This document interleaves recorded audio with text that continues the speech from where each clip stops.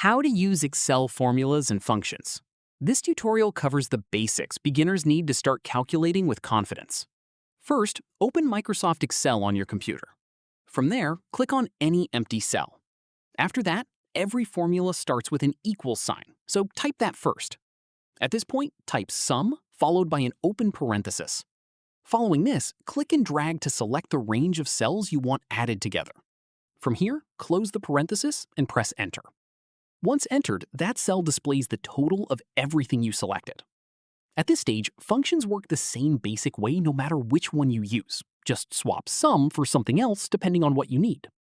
Following this, try average for a mean value, count for how many cells contain numbers, or max and min for the highest or lowest value in a range.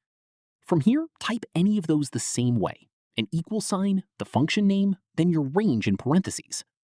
If you want to reference a specific cell instead of a whole range, that works too. At this stage, type an equal sign, then click directly on the cell you want to reference, then press Enter. Following this, that cell now pulls its value from wherever you pointed it. That's how you use Excel formulas and functions. If this helped, drop a like, subscribe for more tutorials, and hit the bell so you don't miss the next one. Catch you then.